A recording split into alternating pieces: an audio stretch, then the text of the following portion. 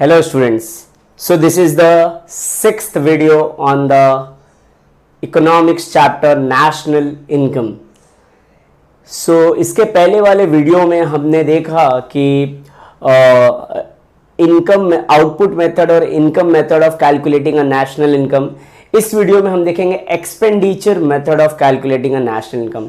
जी हाँ, national income को calculate करने के तीन मेथड है, आउटपुट मेथड, इनकम मेथड और एक्सपेंडिचर मेथड. एग्जाम में तीनों सेपरेटली अलग अलग से भी पूछ सकते हैं या एक साथ भी पूछ सकते हैं. क्योंकि क्वेश्चन बहुत लंबा है इसलिए मैंने अलग अलग तीन वीडियोस बनाए हैं और तीनों में डिटेल एक्सप्लेनेशन दिया है. तो मेरे वीडियो ज़्यादा से ज़्यादा 15 मिनट्स के भी होते हैं, तो उससे ज़्यादा मैं वीडियोस नहीं बनाता क्योंकि एक लॉन्ग वीडियोस जो है वो थोड़ा बोरिंग जैसा लगता है, इसलिए मैं शॉर्ट वीडियोस और डिटेल में एक्सप्लेन करने की कोशिश करता हूँ. इस वीडियो में हम देखेंगे expenditure method of calculating a national income. National income को जब हम कैलकुलेट करते हैं उसके तीन मेथड है. Output method. आउटपुट मेथड में क्या होता है कि हम कंट्री के अंदर एक साल में जितने भी गुड्स एंड सर्विसेज प्रोड्यूस हुए हैं उसको हम कैलकुलेट करते हैं. इनकम मेथड में हम कंट्री के अंदर एक साल के अंदर लोगों को जो भी इनकम मिलता है, रेंट, वेजेस, इंटरेस्ट, प्रॉफिट के रूप में, वो कैलकुलेट कर लेते हैं. लेकिन एक्सपेंडिचर में क्या होता है? एक्सपेंडिचर में हम लोगों के किए हुए रोज के खर्चे या फिर गवर्नमेंट के एक्सपेंडिचर या फिर बिजनेस के एक्सपेंडिचर अगर हम कैलकुलेट कर दें या फिर हमने कोई अब्रोड में खर्चा किया, वो सारी चीजें अगर हम कैलकुलेट कर दें तो ये सब हमें पता चल जाएगा कंट्री का नेशनल इनकम. क्यों? क्योंकि किसी एक का जो एक्सपेंसेस है वो किसी और के लिए इनकम है. मान लो कि हम जब पेरेंट्स से डिमांड करते हैं हमें स्टेशनरी चाहिए, हमें टेक्स्ट बुक चाहिए, हमें बैग्स चाहिए, तो पेरेंट्स क्या करते हैं? अपनी सैलरीज का वेट करते हैं. तो पेरेंट्स को जब सैलरी मिलता है, मतलब उनको जब इनकम होता है, तो या फिर वो पेरेंट्स का इनकम हम कैलकुलेट कर ले या फिर पेरेंट्स ने वो इनकम क्या किया, स्पेंड किया, उसको बुक्स खरीदने में स्पेंड किया, घर के खर्चे के लिए, ग्रोसरीज के लिए स्पेंड किया. तो पेरेंट्स का या तो फिर इनकम कैलकुलेट कर लो या तो फिर पेरेंट्स जहां पे भी खर्च कर रहे हैं वो स्पेंडिंग्स को कैलकुलेट कर लो, तो आपको फिगर सेम मिलेगा. आप आइदर आप इनकम कैलकुलेट कर लो या स्पेंडिंग्स कैलकुलेट कर लो, क्योंकि इनकम जो है is equal to expenditure plus savings होता है. तो आप या तो फिर इनकम या एक्सपेंडिचर कैलकुलेट कर लो, नेशनल इनकम पता चल जाएगा.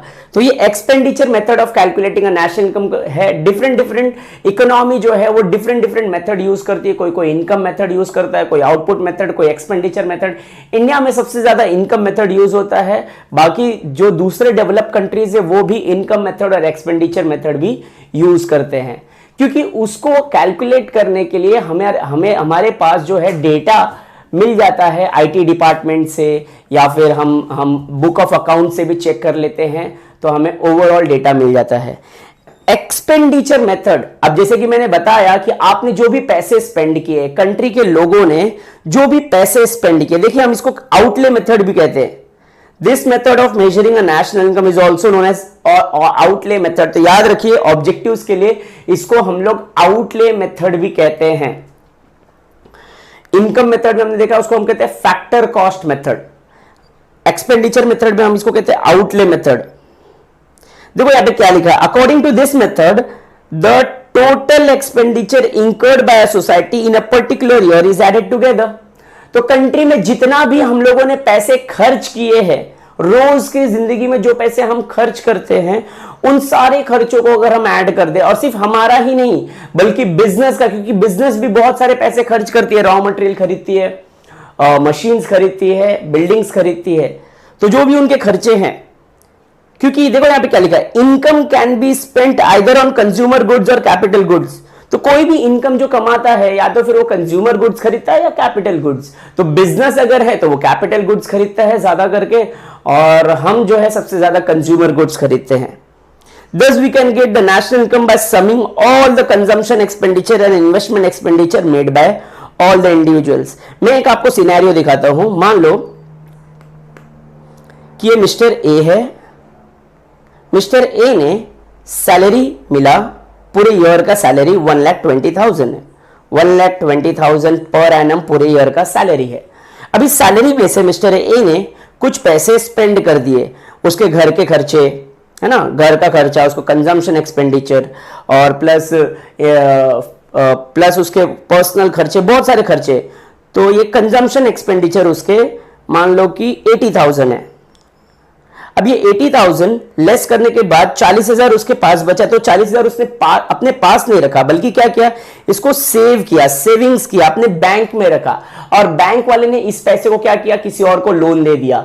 अब जिसको लोन दिया वो बिजनेस ने उस पैसे से कैपिटल गुड्स खरीदा, मतलब उसके लिए भी वो स्पेंडिंग से, मतलब मिस्टर ए का कमाया हुआ ये पूरा 1,20,000 जो है वो मार्केट में घूम रहा है। तो उसका जो इनकम है या फिर उसका स्पेंडिंग्स जो है वो दोनों एक ही बराबर है। तो आई होप ये सिनेरियो से आपको समझा होगा।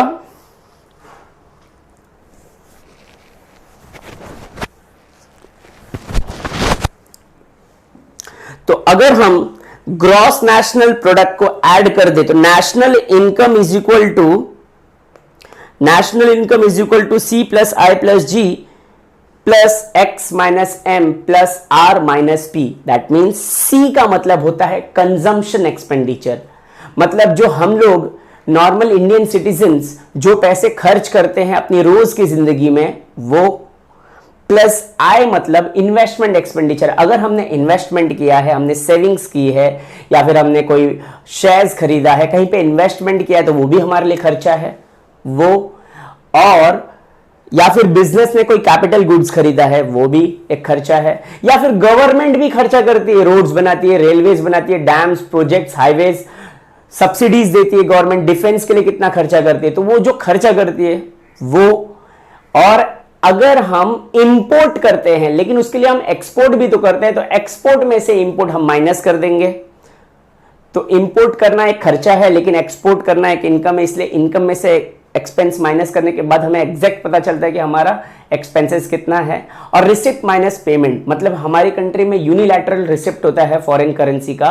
बहुत सारे लोग दूसरी कंट्री में जाते हैं पैसे कमाने के लिए और वहां से पैसे कमा के इंडिया में भेजते हैं, तो इसको हम कहते हैं रिसिप्ट ऑफ फॉरेन करेंसी। उसी तरह से हमारी कंट्री में बहुत सारे लोग कमाने के लिए आते हैं और हमारे कंट्री से भी फॉरेन करेंसी का आउटफ्लो होता है दूसरी कंट्रीज में।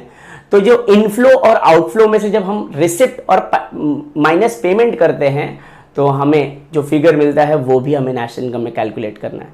तो एक्सपेंडिचर मेथड में national income is equal to C plus I plus G plus X minus M plus R minus P.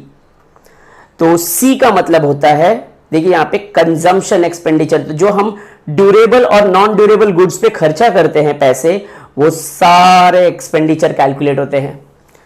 Plus हम प्राइवेट इन्वेस्टमेंट, तो जो हम इन्वेस्टमेंट करते हैं या फिर बिजनेस जो इन्वेस्टमेंट करता है वो भी वो भी एक्सपेंसेस है, वो भी कैलकुलेट होता है। गवर्नमेंट भी पैसे खर्चे करती है, गवर्नमेंट लॉ एंड ऑर्डर के लिए, डिफेंस के लिए, एजुकेशन के लिए, हेल्थ के लिए, हॉस्पिटल्स के लिए, रोड्स के लिए इतने सारे पैसे खर्च करती है, वो भी कैलकुलेट होता है।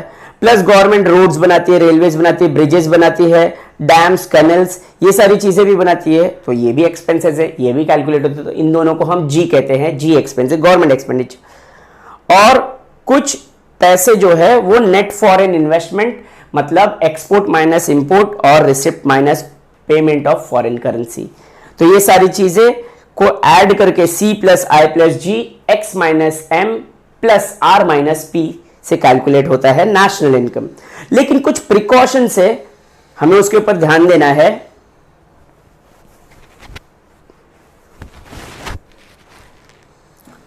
तो जैसे कि प्रिकॉशंस है, while estimating a national income by expenditure method the following precaution should be taken. क्या प्रिकॉशंस हमें लेना है? देखिए, इंटरमीडिएट गुड्स, अगर हमने कोई इंटरमीडिएट गुड्स खरीदा है, हमने फाइनल गुड्स नहीं खरीदा है, हमने इंटरमीडिएट गुड्स खरीदा है, तो उसको हमें अवॉइड करना है। मान लो कि कोई गुड्स जो है पूरी तरह से बना हुआ नहीं है, लेकिन हम डिमांड कर रहे हैं कि हमें दे दो, हम इसको बना लेंगे, उसको हमें कैलकुलेट नहीं करना है, क्योंकि वो डबल काउंटिंग को अवॉइड करने के लिए।